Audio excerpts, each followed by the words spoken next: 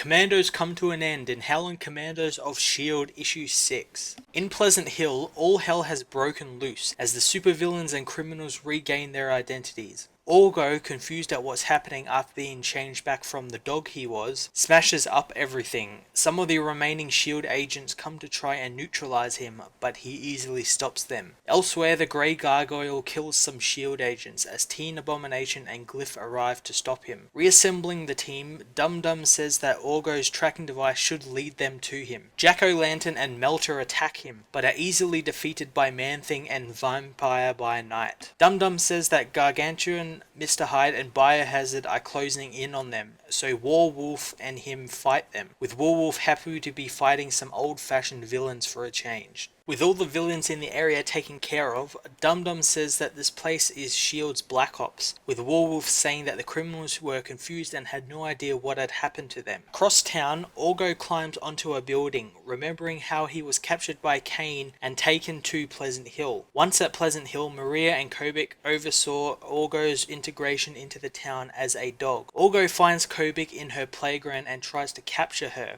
demanding she change him back into the dog he was before the villains freed him. The Commandos arrive and Dum Dum tells Kobik to leave Orgo alone. Kobik uses her powers to turn Dum Dum against his team, making them all fight. As they fight, Team Abomination helps Orgo, who is happy to see his friends come back for him. He says that he will stop Kobik and help his team. Going after the girl, Orgo can't get through her shield, but Vampire by Night uses her powers to invade Kobik's mind, but she is able to open up another illusion, this time the circus Orgo was from. Orgo snaps out of it after defeating the monkey he beat up, which defeats Kobik, but before the team can step in and take her, she banishes them back to their base. At the base, the team find video from Orgo, saying that he is grateful to have them as family. Dum Dum says that the Pleasant Hill incident isn't over and they need to take action. But before they can, Orgo says that Kane set the prisoners from stake free. Dum Dum orders the team to move out and find the released prisoners.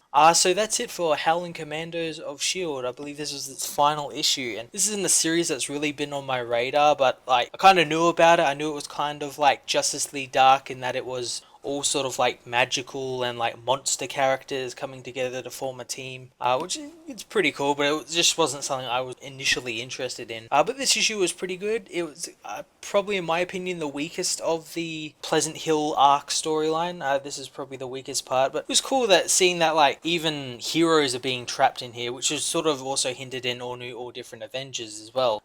Like heroes have been trapped in here because there's people involved in Pleasant Hill that aren't exactly good and just want to further their own agenda, like how this Kane fellow was doing. And you know, Orgo found out his whole deal and everything, so he trapped him in Pleasant Hill. So I imagine there'd be more people like that in here, and again we saw that in All New, All Different Avengers when the Avengers teams were trapped in there. So it's going to be interesting to see how exactly this plays in, especially since this book isn't around anymore. Like, will this team just be involved in like the other books or the main standoff books or something, or like will we even see these people again, since they seem to sort of disregard the whole Pleasant Hill thing at the end and just go about getting these released prisoners. So maybe they won't even show up again. Maybe this was just like their one-off sort of thing, which is kind of sad, but also this sort of feeds into like why I think this was the weakest one. It didn't really need to be a tie into standoff. It could have been its own simple farewell to the Commandos of S.H.I.E.L.D. So definitely the weakest one. I'm going to give it a 7 out of 10.